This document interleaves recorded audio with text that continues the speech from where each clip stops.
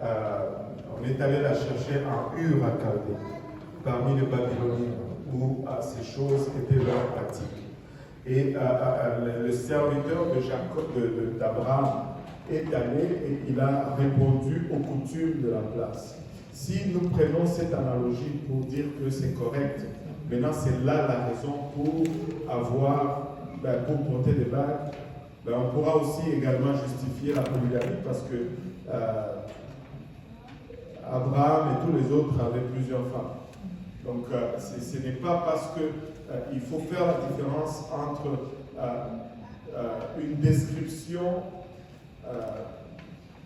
d'un fait culturel, un fait propre à la culture avec un commandement de Dieu. Nous recherchons la volonté de Dieu, le commandement de Dieu. Et tout ce qui est décrit n'est pas un commandement de Dieu. Abraham, qui a plusieurs femmes, n'est pas un commandement de Dieu. David, qui a plusieurs femmes, n'est pas un commandement de Dieu. Et tu ne peux pas te servir de cela pour dire que la polygamie est correcte. Mais non, dans le même sens, tu ne peux pas te servir de cette instance où on est en train de respecter une culture pour voir, tu sais, laisse-moi te dire ceci. Moi, je suis du Congo. Je suis un Mba. Là, c'est ma tribu. Et dans ma culture, si tu veux épouser ma femme, ma femme. Si tu veux épouser ma fille, il faut que tu me donnes une dot. Peu importe d'où tu viens, si tu veux ma fille, tu vas la payer la dot. Allô? C'est pas biblique. Je ne peux pas l'enseigner comme une doctrine biblique. Et ça ne contrevient pas à la parole de Dieu. Allô? Donc si tu veux épouser ma fille, il faut te préparer à payer une dot. Amen, maman. Yes.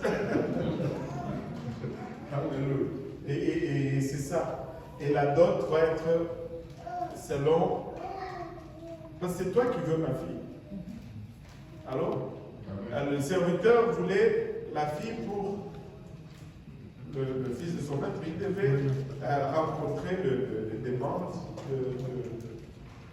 de la famille de Rebecca et c'est ce qu'il a fait. Mais ce n'est pas une justificative pour porter de bagues, de mariage et toutes ces choses. Amen. Une autre question dans le même sens. Dans la parabole du fils prodigue, ouais. Pourquoi son père a demandé qu'on fasse porter un agneau à son fils?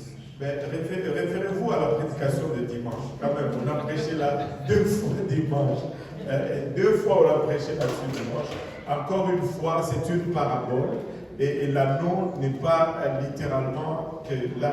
Maintenant, qu'est-ce qu'on va dire maintenant de cet anneau? Maintenant, moi je dois donner des anneaux à tous mes enfants? Je ne sais pas. Et tu sais,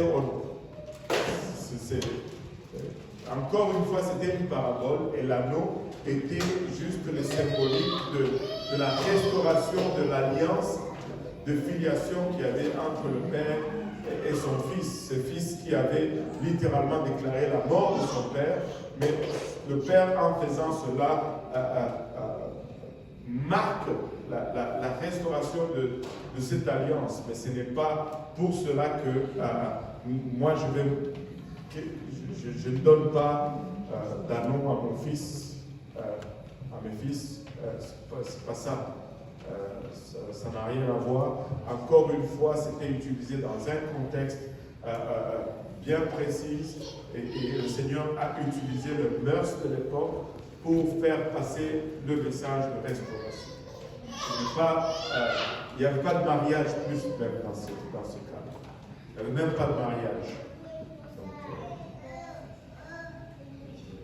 c'est ça.